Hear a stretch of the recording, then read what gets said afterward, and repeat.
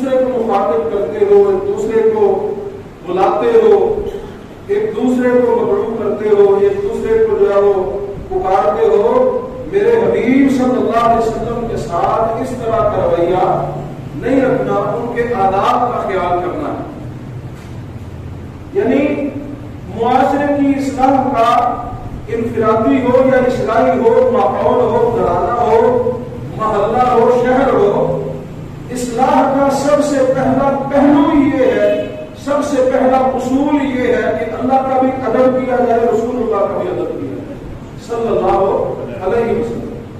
مالک کا بھی احترام، اللہ قرآن میں فرماتے ہیں ما قدر اللہ حق قدری، تم اللہ کی قدر کرتے ہی نہیں ہو، تم نے اللہ کی قدر کی نہیں ہے جیسے اس کی قدر کرنے کا حق، اللہ کو اس کا مقام دیتے ہی نہیں ہے۔ ہم اگر نہیں نہ دیں گے تو اللہ کی شان میں کوئی فرق نہیں پڑے گا، وہ تو مالک الملک ہے،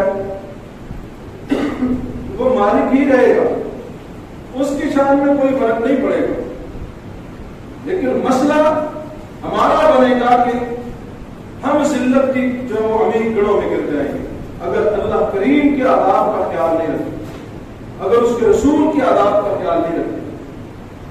اور آداب کا خیال رکھنا، ادب کا پہلا تقاضا یہ ہے کہ اطاعت کی جائے، بات مانی جائے۔ اگر اطاعت نہیں ہے، بات نہیں مانتے تو سمجھ لیں ادب کوئی نہیں۔ یہ کیا ادب ہوا کہ میں بھی آپ کا بڑا احترام کرتا ہوں لیکن مرضی میں نے اپنی کر دی، بات نہیں آپ کی مان۔ اگر بات نہیں مانتے تو سمجھ لیں ادب ہی نہیں کرتے۔ اللہ اور اس کے رسول کا ادب، احترام اور ان کی بات کی اہمیت ہر چیز سے بڑھ کے ہو، یہ پہلا اصول ہے معاشرے کی اصلاح۔ اور صحابہ کرام رضوان اللہ علیہ اجمعین نے تو جو ادب کرنے کی اخیر کی ہے، اللہ اکبر۔ عروہ ثقفی رضی اللہ تعالیٰ عنہ مسلمان ابھی اس وقت نہیں ہوئے تھے حدیبیہ کے مقام پہ، انہوں نے جو دیکھا ہے کہ صحابہ کس طرح ادب کرتے تھے اللہ کے نبی صلی اللہ علیہ وسلم، وہ فرماتے ہیں میں نے دیکھا کہ اصحاب رسول پیارے حبیب صلی اللہ علیہ وسلم کے وضو کے قطروں کو زمین پر نہیں گرنے دیتے۔ آپ وضو فرماتے ہیں وہ پانی لے کے جسم پہ مانتے، حتیٰ کہ آپ کے تھوک کو بھی جو وہ زمین پہ نہیں گرنے دیتے۔ اتنا آپ کا احترام، آپ کی زبان سے الفاظ آپ میں نکلتے صحابہ عمل کے لیے پہلے تیار ہوتے تھے، ادھر حکم محمد ہو، ادھر گردن جھکائی ہو صلی اللہ علیہ وسلم، یہ کیفیت تھی اصحاب۔ اور ایک موقع پہ سیدنا عباس رضی اللہ تعالیٰ عنہ سے کسی نے پوچھا، بڑی مشہور بات ہے، آداب کا وہ کس طرح خیال رکھنا؟ کہہ رہے کہ حضرت آپ محمد صلی اللہ علیہ وسلم کے چچا ہیں، آپ بتائیں کہ آپ بڑے ہیں کہ محمد صلی اللہ علیہ وسلم بڑے ہیں؟ بس سوال جو پوچھا تھا وہ تو یہ تھا کہ عمر کس کی زیادہ ہے، آپ کی عمر زیادہ ہے یا ان کی عمر زیادہ ہے؟ آگے ان کا جواب دینے کا انداز دیکھیں کس طرح وہ آداب کا خیال کرتے ہیں۔ فرماتے ہیں پیدا تو میں پہلے ہوا تھا لیکن بڑے رسول اللہ صلی اللہ علیہ وسلم، پیدائش میری پہلے کی ہے، ولادت میری پہلے کی ہے، لیکن بڑے رسول اللہ صلی اللہ علیہ وسلم یہ آقا سے بڑا کوئی نہیں۔ اور سیدنا ابوبکر صدیق رضی اللہ تعالیٰ عنہ جب ہجرت کا موقع ہے، آپ جانتے ہی ہیں، کندھوں پہ بٹھا لیے۔ آج پیارے حبیب صلی اللہ علیہ وسلم کے کندھوں پہ وہ سوار ہوئے، سیدنا حسنین کریمین رضوان اللہ علیہ اجمعین ہماری آنکھوں کے تارے، لیکن افسوس ہے کہ بعض حلقوں میں ان کا تذکرہ تو بڑے ہی احترام کے ساتھ اور بڑی شدت کے ساتھ کیا جاتا ہے، لیکن جن کندھوں پہ نبوت سوار ہوئی ہے، جن کندھوں پہ نبی رحمت علیہ السلام خود سوار ہوئے ہیں، ان کندھوں کا تذکرہ کرنے کے لیے وہ مایوس سمجھتے دھرمی ہے۔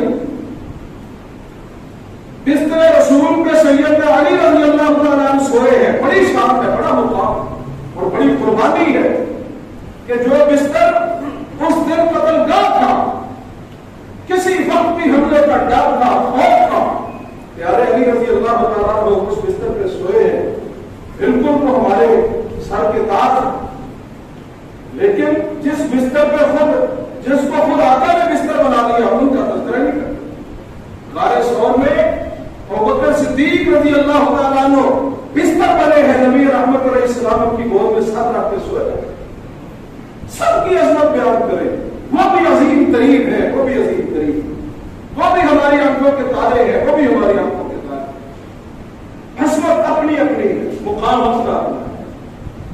جو بستر پہ سویا وہ بھی عظمت والا ہے، جو بستر بنا وہ بھی عظمت والا ہے، جو کندھوں پہ سوار ہوئے وہ بھی عظمت والے ہیں، جن کندھوں پہ آقا سوار ہوئے وہ بھی عظمت والے ہیں۔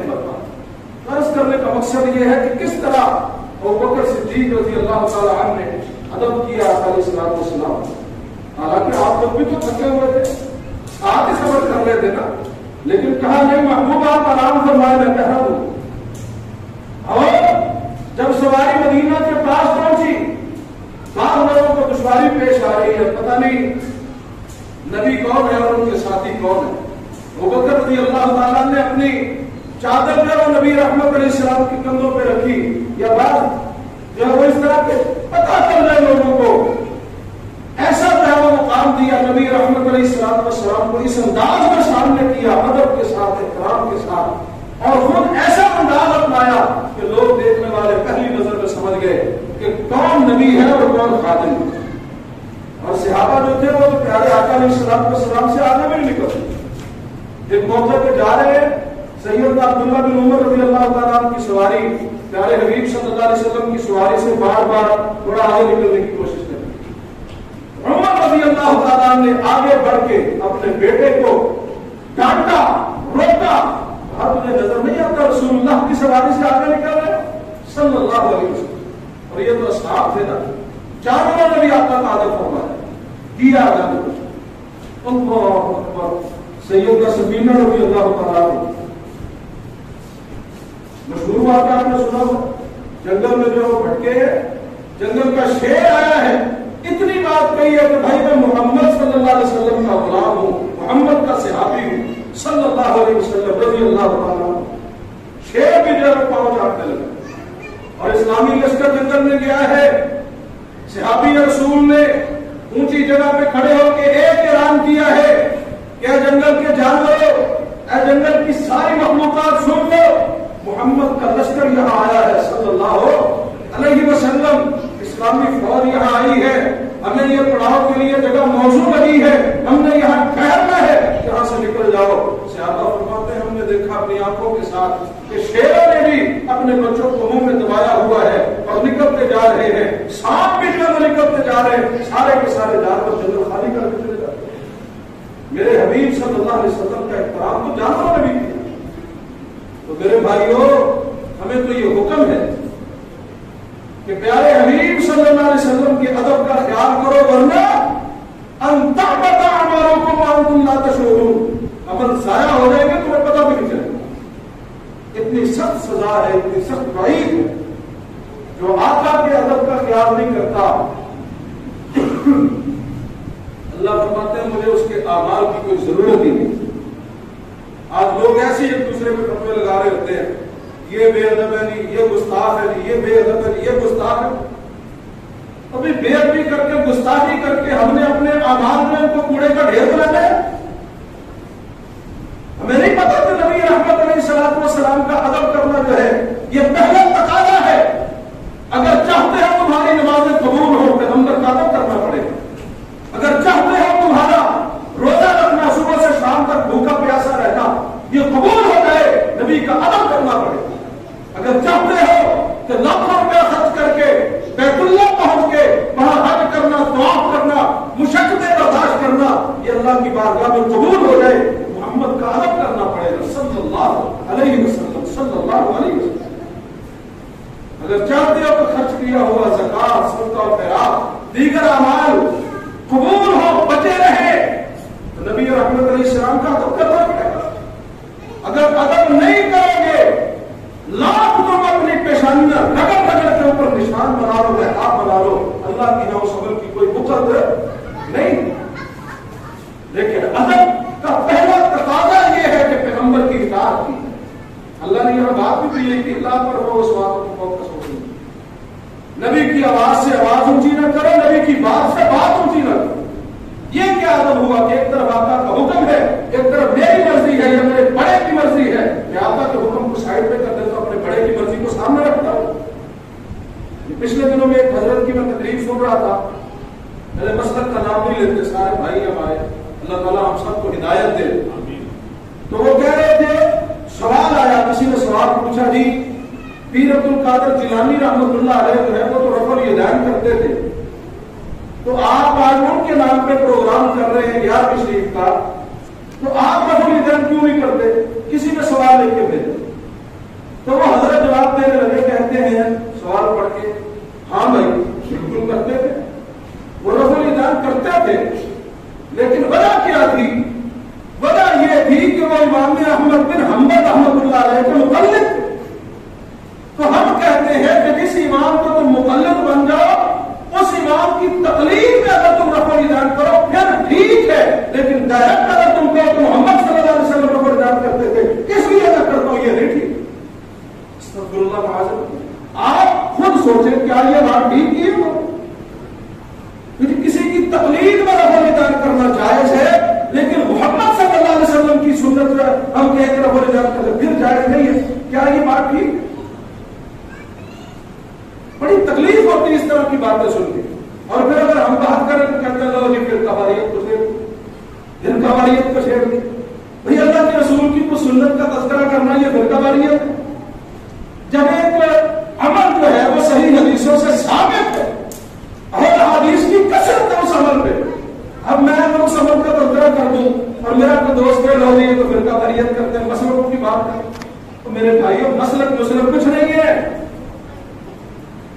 صرف اور صرف نبی رحمت علیہ السلام کی اطاعت ضروری ہے۔ اگر دنیا میں کامیابی چاہتے ہیں، آخرت میں کامیابی چاہتے ہیں تو آقا کی اطاعت کرنا پڑے گی، ادب کرنا پڑے گا، ادب کرنا ہے تو اطاعت کرنی پڑے گی، اطاعت نہیں ہے تو ادب نہیں ہے، ادب نہیں ہے تو کوئی عمل نہیں۔ تو یہ ابتدائی باتیں جو ہم نے پڑھی تھی، اللہ اکبر، پھر فرمایا کہ یہ لوگ آپس میں اس طرح نہ بلاؤ جیسے ایک دوسرے کو بلاتے ہو، لوگوں ایسے میرے حبیب کو نہ بلاؤ، تمہارا انداز مخاطب کرنے کا ایسا نہیں ہونا چاہیے جیسے بے تکلف کے ساتھ ایک دوسرے کو بلا لیں۔ جب میرے حبیب کا تذکرہ ہو تو تمہاری نگاہیں جھک جائے، تمہارے دلوں کے اندر جو ہے احترام پیوست ہو جائے، اور پھر اللہ نے احترام کرنے والی جماعت کا تذکرہ فرمایا ہے تو اللہ نے دلوں کا ذکر کیا، دلوں کا ذکر کیا، فرمایا یہ جماعت، ان کے تو میں نے دل دیکھے ہوئے، یہ اوپر اوپر سے ادب نہیں کرتے، یہ دل سے ادب کرتے ہیں۔ کون؟ اصحاب رسول، نبی رحمت علیہ السلام کے صحابہ، جن کا تذکرہ کرتے ہوئے مالک نے یہ اگلی آیت میں فرمایا، آخر میں ہم نے یہ آیت پڑھی تھی، فرمایا ان الذين يغضون اصواتهم عند رسول الله اولئك الذين امتحن الله قلوبهم للتقوى، امتحن الله قلوبهم للتقوى لهم مغفرة وأجر عظيم۔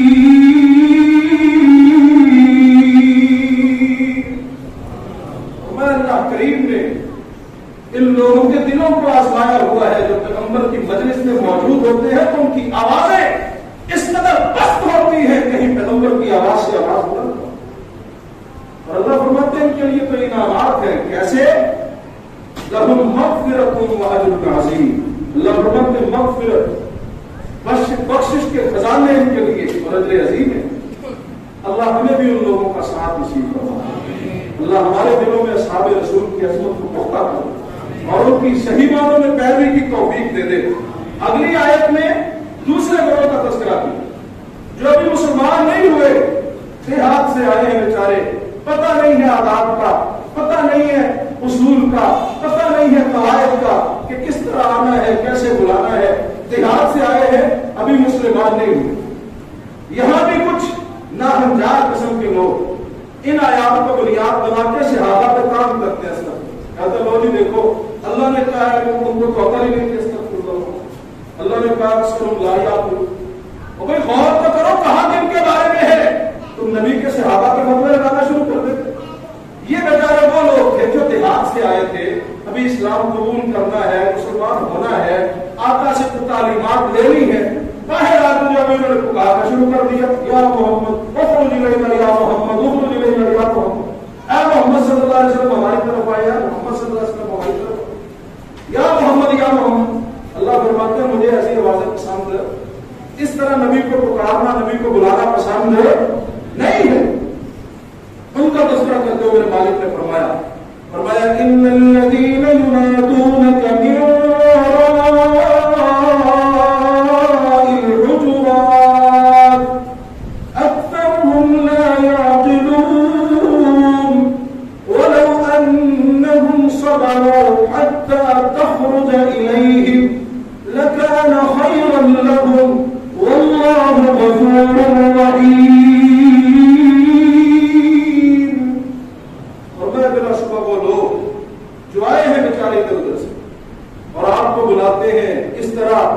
دیہاتی انداز میں نہیں پتا تھا بیچارہ۔ اللہ فرماتے ہیں ہم چونکہ وہ بعد میں صحابہ بنے، ہمارا تو یہ زمین تھی، یہ جو ہے میں کیا کہوں کہ اجازت نہیں دیتا ہمیں کہ ہم ان کے بارے میں یہ کہیں۔ ہم کہتے ہیں کہ وہ آئے بیچارے، اللہ فرماتے ہیں ان کو بھی شعور نہیں، پتا نہیں تھا۔ ساتھ ہی اللہ نے یہ بھی فرما دیا کہ ان کے گناہوں کو ہم نے معاف کر دیا، کیونکہ لا علمی میں کیا، جہالت کی وجہ سے۔ اور اصول یہ بیان کر دیا کہ اگر ملاقات کے لیے آئے ہو تو بے صبری نہ کیا کرو، صبر کیا کرو، صبر کا مظاہرہ کیا کرو، انتظار کرو بس۔ جو دین کا داعی ہے، نبی رحمت علیہ الصلوۃ والسلام پہ ذمہ داری اتنی بڑی ہے، آقا کائنات مشغول رہتے، مصروف رہتے، بہت کم وقت جو ہے وہ آرام کا ملتا۔ کبھی کوئی قافلہ آ رہا ہے، کبھی کوئی قافلہ، کبھی کوئی گروہ، کبھی کوئی گروہ، کبھی خود جا رہے ہیں، کبھی لوگ آ رہے ہیں، آپ دین کی تعلیمات دے رہے ہیں۔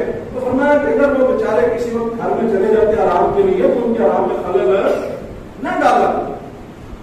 اور یہ آداب سورہ نور اگر آپ پڑھیں نا تو آپ کو نظر آئیں گے، ہمیں آپس میں بھی رہنے سہنے کے سلیقے یہی بتائے گئے۔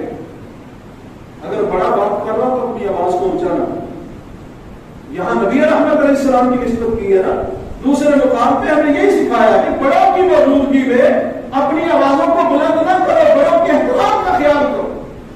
لیکن نبی صلی اللہ علیہ وسلم فرمایا نہیں ہے من لم یرحم صغیرنا ولم یوقر کبیرنا فلیس منا، جو ہمارے بڑوں کا احترام نہیں کرتا، ہمارے چھوٹوں کے شفقت نہیں کرتا، ہم میں سے نہیں ہے۔ آج افسوس ہے کہ نوجوان ہمارے اتنے بدتمیز ہو گئے ہیں، بہت سارے، ساروں کی بات نہیں کرتا، بڑے اچھے بھی، بڑے محبت والے بھی ہیں، بڑے ادب اداب والے بھی ہیں، لیکن اس قدر ہمارے اندر بدتمیزی کوٹ کوٹ کے بھری جا چکی ہے، بزرگوں کا خیال نہیں کرتا۔ بزرگوں کو تھوڑی سی غلطی کرتا دیکھ لیں گے، اچھالیں گے، باتیں کریں گے۔ بڑوں کا احترام یہ بھی دین اسلام کا تقاضا ہے، بلکہ کئیوں کو میں نے دیکھا اپنے والدین کو جو ہے وہ اس طرح کے الفاظ استعمال کر رہے ہوتے ہیں جو دوستوں کے ساتھ بھی نہیں کرتے۔ ابا جی تو ہم عقل نہیں، استغفر اللہ معاذ۔ اب یہ لفظ باپ کے بارے میں استعمال کرتے ہو جس نے تمہیں عقل دی ہے، آج ان کو عقل سکھا رہے ہو۔ اپنے والدین کے سامنے زبانیں کس کر لمبی ہو چکی ہے، اور اپنے یاروں دوستوں کے سامنے جو ہے وہ زبان کھولنا جو ہے وہ دوبارہ نہیں کرتے۔ بزرگوں کا احترام نہیں ہے، اللہ نے یہ درس دیا ہے، یہ حکم دیا ہے۔ میرے بھائیوں، اگر معاشرے کی اصلاح چاہتے ہیں تو اصلاح ایسے ہوتی ہے، کرنی پڑے گی ہمیں پابندی اسلامی احکامات کی، خیال کرنا پڑے گا آداب کا۔ جہاں آداب نہیں ہے، جہاں ادب نہیں ہے، وہاں خوش نصیبی نہیں۔ آپ نے سنا نہیں ہے محاورہ با ادب با نصیب، بے ادب بے نصیب۔ جو ہے بے ادب، جو ہے گستاخ، اس کے نصیبوں میں کیا ہو سکتا سوائے ذلت و رسوائی۔ احترام اسی کو ملے گا جو احترام دے گا کسی، عزت اسی کو ملے گی جو عزت دے گا کسی۔ عزت کرو گے تو عزت کرواؤ گے۔ اگر میں یہ سمجھوں کہ میں جو مرضی کرتا پھر لوگ میری عزت کرے، نہیں کرتے لوگ۔ اگر میرے اندر کوئی جو ہے وہ جناب پاور ہے، میرے سامنے ہو سکتا کر لے، بعد میں نہیں کرے۔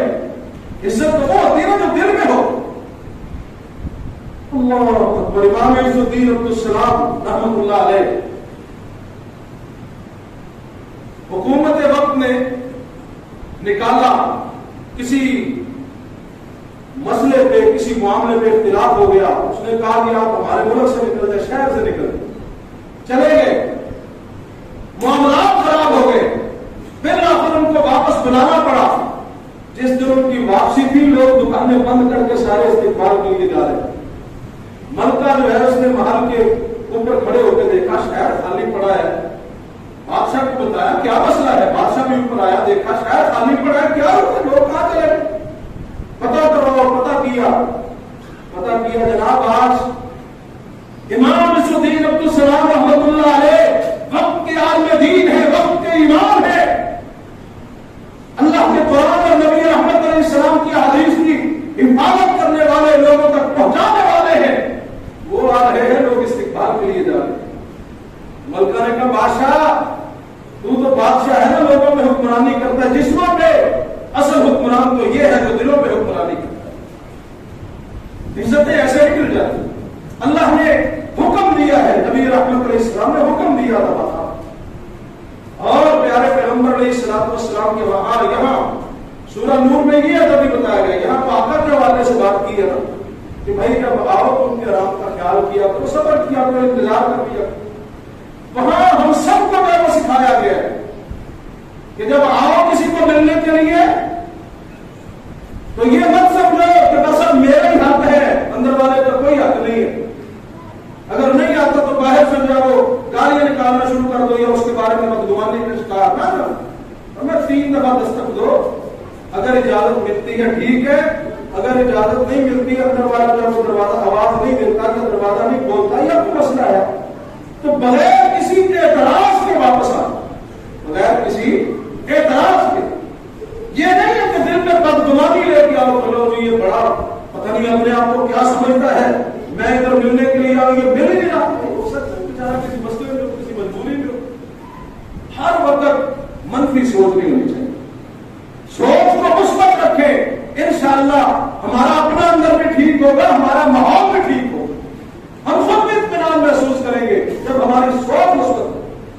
ہمارے یہاں جھگڑوں کی اکثر بنیاد یہ ہوتی ہے چھوٹی چھوٹی غلط فہمیوں پہ، ہم جب اپنی طرف سے نتیجے نکال دیتے ہیں اور اپنی طرف سے جب ہم بہت ساری وہ لمبی چوڑی پیسے بنا کے پتہ نہیں دل کے اندر اتنا رائی سی مسئلہ جب وہ رائی کے برابر ہوتا ہے، پہاڑ کے برابر ہمارے خلافات بن جاتے ہیں، غلط فہمی نہیں ہوتی۔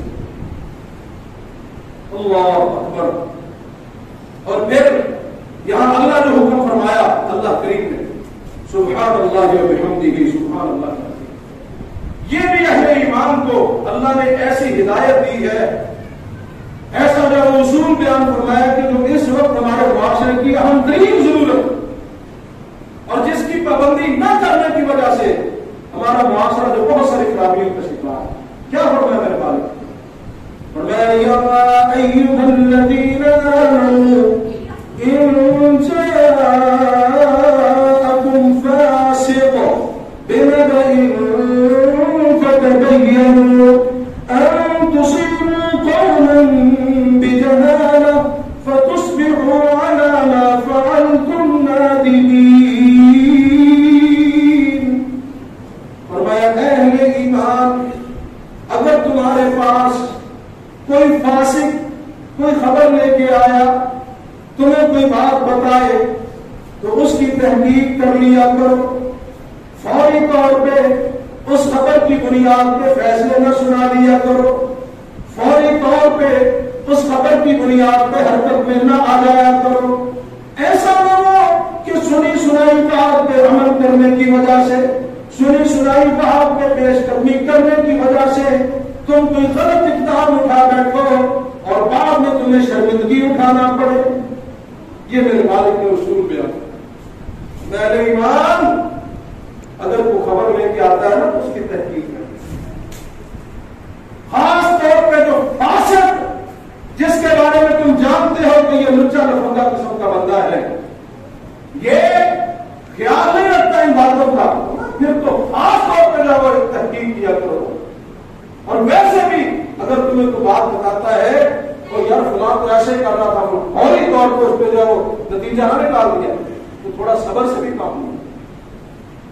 اس آیت میں بھی بعض مفسرین نے لکھا ہے کہ یہ بھی سیدنا ولید بن عقبہ رضی اللہ تعالیٰ عنہ کے بارے میں آیت اتری اور ایک واقعہ لکھا ہوا ہے. اس واقعے کی جتنی بھی سندیں ہیں ساری کی ساری ذوق پہ مشتمل ہے، ان میں کوئی نہ کوئی ضرور جو ہے وہ معاملہ ہے. ہاں یہ آیت جو ہے اس میں اللہ نے اور ہمیں حکم دیا ہے اگر کوئی ایسا معاملہ ہو جائے، اس میں آپ کوئی اور بھی بات نکال سکتے. یہ تو صحابہ کا دشمن اس قسم کی باتیں کر کے وہ اب امت مسلمہ کا ایک اصول ہے، ایک ضابطہ ہے محدثین نے بنایا ہے کہ صحابہ سارے کے سارے کلہم عدول، صحابہ سارے کے سارے عادل، ان میں کوئی بھی فاسق نہیں تھا. لوگ اس میں باتیں بناتے ہیں جی فلاں نے اس نے ایسے کیا، فلاں نے ایسے. بھئی اللہ نے سرٹیفکیٹ دے دیا لہم مغفرۃ رضی اللہ عنہم ورضوا، ہمیں کیا حق پہنچتا ہے کہ ہم ان کے فیصلے کریں. اس پہ آپ یہ بھی بنیاد بنا سکتے ہیں کہ سیدہ عائشہ رضی اللہ عنہا نے بھی تہمت لگائی تھی نا، وہ فاسق تھے. ہاں ان کے جھانسے میں کچھ اصحاب آگے تھے بیچارے، لگانے والے تو منافقین ہی تھے نا، ان کے جھانسے میں کچھ سادہ لوگ مسلمان آگے. تو اللہ نے جو ہے وہ ہمیں یہ حکم دیا ہے اگر کوئی فاسق تمہیں آ کے خبر دیتا ہے، خاص طور پہ نبا جو لفظ ہے نبا، یہ اہم ترین خبر کے بارے میں استعمال ہوتا ہے. اگر کوئی بڑی اہم خبر ہو جس کا نتیجہ جس کا رزلٹ جو ہے وہ تمہارے معاشرے میں اثر انداز ہو سکتا ہو تو فرمایا کہ بغیر تحقیق کے کوئی قدم نہ اٹھائے. ایسی جو ہے وہ تم پیش قدمی کرو، ایسی تم کوئی نہ کوئی ایسی حرکت کر بیٹھو کسی کو نقصان پہنچا دو، بعد میں پتا چلے وہ تو جھوٹی خبر تھی، پھر شرمندگی اٹھانا پڑے لیکن پھر فائدہ کوئی نہیں ہو. اور یہ آیت اصول حدیث کے جو مدارج ہے محدثین نے جو اصول مقرر فرمائے ہیں حدیث صحیح حدیث تک پہنچنے کے، یہ آیت ان کی بنیاد. اس آیت کی بنیاد میں محدثین نے لاکھوں راویوں کے حالات جو ہیں اسماء و رجال کے نام سے ان کو قلم بند کیا. لاکھوں راوی ان کے حالات کو دیکھا ہے، پرکھا ہے، اور اسی آیت کی بنیاد پر انہوں نے کہا ہے کہ اگر کوئی راوی جو حدیث بیان کرتا ہے اس کے بارے میں یہ شک شبہ ہے کہ یہ بعض اوقات جھوٹ بھی بول لیا کرتا تھا، یا اس کے حالات اس قسم کے تھے، اس کا کردار کو اچھا نہیں تھا، یا اس کے اندر اس طرح کی خرابیاں تھیں، یہ سنی سنائی باتیں بھی کر دیا کرتا تھا، اس سے محدثین حدیث نہیں لیتے. یہ جو نا حدیث یہ ضعیف ہے، یہ موضوع ہے، موضوع تو خیر بہت آگے کی بات ہے نا، وہ تو حدیث اس کو کہہ لینی چاہیے. ضعیف جو ہے اس کی مختلف اقسام جو ہے یہ اسی بنیاد ہے. ان جاءکم فاسق بنبأ فتبین، محدثین ایسی حدیث کو قبول ہی نہیں کرتے تھے جس کے راوی کے بارے میں کوئی شک شبہ ہو جائے، اور وہ راوی صحابہ کرام میں سے کوئی نہیں. صحابہ کے بارے میں ایک ہی اصول ہے، صحابہ کلہم عدول، سارے کے سارے عادل. صحابی سے نیچے محدث تک، صحابی سے نیچے یہ اللہ کے نبی کے صحابی ہیں جو آقا سے بیان کر رہے ہیں، یہاں تک بات ٹھیک ہے. ان سے نیچے جو 1 2 3 4 یہ جو واسطے ہیں نا، آگے یہ محدث ہے، یہ بیان کرنے حدیث بیان کرنے والا محدث اور یہ صحابی، ان کے درمیان میں جو 3 4 واسطے ہیں، جو 3 4 بندے ہیں، ان کی تحقیق سارے محدثین نے کی ہے. اور اسماء الرجال کا ایک عظیم الشان فن جو ہے یہ ترتیب دیا گیا ہے. اللہ اکبر کبیرہ، مالک کا حکم کے مطابق احادیث میں بھی یہی چیز لاگو ہے. اگر ہمارے پاس یہ سوشل میڈیا آج کا سب سے بڑا فاسد، اور ہم سوشل میڈیا کی خبروں کے جو پتہ نہیں کیا کچھ وہ ایسے ایسے پھر آگے سے کمنٹس کرتے ہیں، گالیاں نکالیں گے، لانچ ڈالیں گے، پتہ نہیں کیا کچھ کرتے ہیں. حالانکہ کئی ویڈیوز ایسی ہوتی ہیں جو ایڈیٹنگ کی ہوتی ہے جناب، اپنی طرف سے ادھر کا ادھر لگا دیا، ادھر کا ادھر لگا دیا، آواز کسی کی ہے، تصویر کسی کی لگا دی، اور نیچے جو ہمارے نوجوان کمنٹس کر رہے ہوتے ہیں یہ تو ہے ہی لعنتی، یہ تو ہے ہی ایسا، یہ تو ہے ہی. کوئی مالک فرماتے ہیں اگر کوئی خبر فاسق ذریعے سے آئے تو اس کی تحقیق کر لیا کرو. سوشل میڈیا سے بڑھ کر فاسق کون ہے؟ جس پہ آپ اچھی چیز بھی دیکھنا چاہیں تو 10 اشتہار میں وہ گندی چیزوں بھی آ جاتی. اس لیے میرے بھائیوں، آج کئی لوگ جو ہیں وہ سوشل میڈیا کے مفتی بنے ہوئے. کوئی مفتی یہ فیس بک ہے، کوئی مفتی یہ واٹس ایپ ہے، کوئی مفتی یہ یوٹیوب ہے. پتا کوئی نہیں ہے کہ یہ حدیث ہے کہ نہیں، بس کسی نے شیئر کر دی ایسی جی اللہ کے نبی صلی اللہ علیہ وسلم نے ایسے فرمایا، نیچے اپنی کو بات لکھ لی، سارے جناب سوال سمجھ کے شیئر کرتے تھے.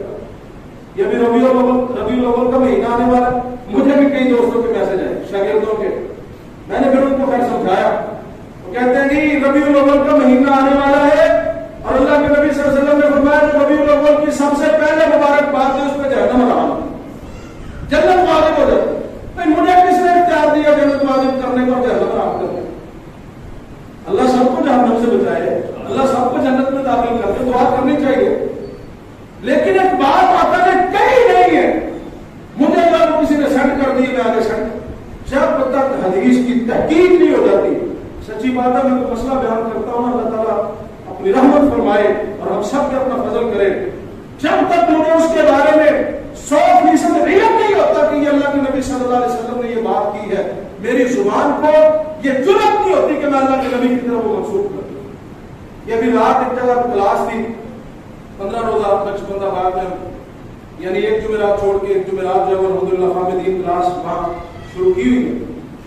تو وہاں ایک بات میرے ذہن میں آئی، کہیں سے سنی تھی میں نے آیت الکرسی کے حوالے سے، لیکن مجھے کنفرم نہیں تھا کہ یہ حدیث ہے کہ نہیں.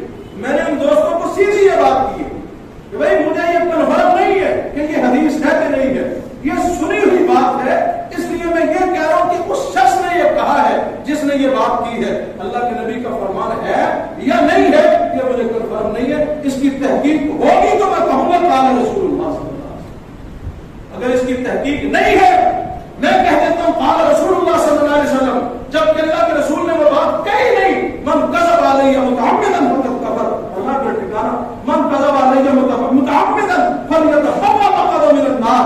اگر ایسی بات کرتے ہو تو ٹھکانہ جہنم میں ہو. خاص طور پہ میں اپنے نوجوان دوستوں کو کہوں گا، یہ جو اسٹوڈنٹ طبقہ ہے خاص طور پر، یہ بیچارے چونکہ نمازوں کی جو چھٹی ہوتی ہے اکثر بچوں کو نمازوں کی کیسے چھٹی، پتہ نہیں کہاں سے چھٹیاں لے لی. اللہ تعالیٰ 5 وقت کا نمازی بنا دے سکتا. تو یہ پھر ثواب اکٹھا کرتے ہیں ان ذرائع سے.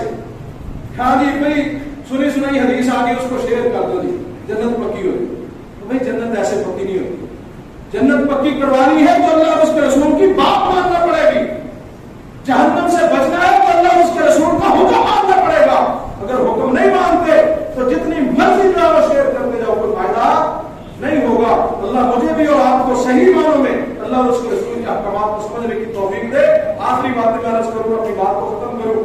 یہ محترم صاحب الرحمان بھائی بھی آ رہے ہیں، ایک آیت اس کے بعد ہم نے پڑھنی انشاءاللہ. تو یہ ابھی بتا رہے تھے کہ وحید بھائی ایک تو یہ ٹینکی بن رہی ہے ماشاءاللہ، اور پانی کا صدقہ جاریہ جو ہوتا ہے نا وہ سب سے بہترین صدقہ جاریہ سے پانی کا انتظام کر دینا چاہیے. بہترین صدقہ جاریہ، بہترین صدقہ. اس لیے اگر کوئی دوست لوگ ٹینکی بنانا چاہتا ہے نا تو میں سمجھتا ہوں کہ کوئی ایک ہی اپنے نبی رحمت علیہ الصلوۃ والسلام اعلان نہیں کیا تھا بھائی کنواں ہے، ایک ہی میٹر پانی کا کون خرید کے دے گا؟ تو سارے صحابہ نے چندہ جمع کر کے خریدا تھا، یہ ایک ہی شخص نے خرید دیا. کیوں جی؟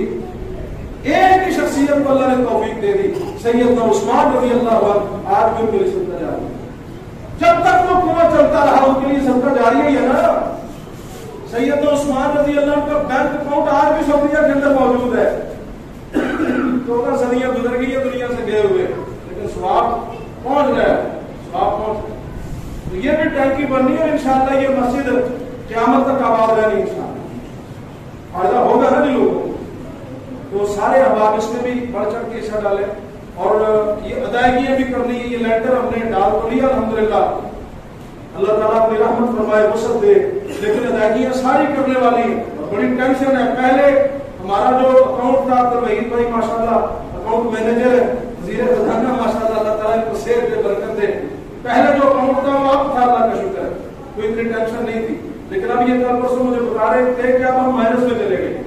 تو مائنس میں مسجد و نارا والی اور نمازی کو آپ کیسے ماشاءاللہ محترم لوگ، اور مسجد کا اکاؤنٹ مائنس میں چلا جائے اچھا نہیں لگتا. سارے دوست جو ہیں بڑھ چڑھ کے اس میں حصہ ملائیں. اللہ تعالیٰ سب کو برکتوں سے نوازے اور رحمتیں فرمائے. آخری آیت پڑھتے ہیں اور بات ختم کرتے ہیں. اور میں کہ بھائی جب کوئی خبر لے کے آئے اس کی تحقیق کرو. اور اگلا حکم کیا دیا؟ فرمایا وَاعْلَمُوا أَنَّ فِيكُمْ رَسُولَ اللَّهِ لَوْ يُطِيعُكُمْ فِي كَثِيرٍ مِّنَ الْأَمْرِ لَعَنِتُّمْ وَلَكِنَّ اللَّهَ حَبَّبَ إِلَيْكُمُ الْإِيمَانَ وَزَيَّنَهُ فِي قُلُوبِكُمْ وَكَرَّهَ إِلَيْكُمُ الْكُفْرَ وَالْفُسُوقَ وَالْعِصْيَانَ أُولَئِكَ هُمُ الرَّاشِدُونَ فَضْلًا مِّنَ اللَّهِ وَنِعْمَةً وَاللَّهُ عَلِيمٌ حَكِيمٌ. اللہ کریم نے یہاں پھر ادب سکھایا ہے. فرمایا کہ اگر میرے حبیب صلی اللہ علیہ وسلم ساری تمہاری باتیں ماننا شروع کر دینا، جو تم مشورے دیتے ہو بس انہیں پہ عمل شروع ہو جائے، لَعَنِتُّمْ تو تم خود ہی ہو جاؤ گے، مشکل میں پڑ جاؤ گے۔ اس لیے یہ نہ کہا کرو کہ بس جو مشورہ میں نے دیا وہی مانا جائے، بلکہ اللہ کی بات کا اور رسول اللہ صلی اللہ علیہ وسلم کے حکم کا انتظار کیا کرو۔ جو وہ کہتے ہیں وہ مانو، اسی میں تمہارے لیے آسانی ہے۔ اپنی مرضی کرو گے تو مشکلات میں پڑ جاؤ گے۔ اور آگے اللہ نے پھر صحابہ کی تعریف فرمائی ہے، فرمایا میرے نبی کے صحابہ تو ایسے لوگ ہیں ان کے دلوں میں نے ایمان کو مزین کر دیا ہے اور گناہ سے، عصیان سے نفرت پیدا کر دی ہے۔ تو نیکی کرنا ان کے لیے آسان ہو گیا، برائی سے بچنا آسان ہو گیا۔ یہ فرمایا فضلا من اللہ و نعمہ، یہ اللہ کا فضل ہے اور اللہ کی نعمت ہے۔ اللہ سے دعا کیا کرے یا اللہ ہمارے اندر بھی یہ چیز پیدا کر دے، نیکی کرنا ہمارے لیے آسان ہو جائے، گناہ سے بچنا ہمارے لیے آسان ہو جائے۔ اے میرے مالک و خالق، نیکی کا شوق ہمارے دلوں میں پیدا کر دے، برائی کا خوف، برائی کا جو وہ گناہ کا خوف ہمارے دلوں میں پیدا کر دے۔ اے میرے اللہ ایمان ہمارے دلوں میں حاصل کر دے اور عصیان، کفر، شیطان کی پیروی اس سے ہم سب کو محفوظ فرما دے۔ اللہ مجھے اور آپ کو عمل کی توفیق دے۔ آخر دعوانا الحمدللہ۔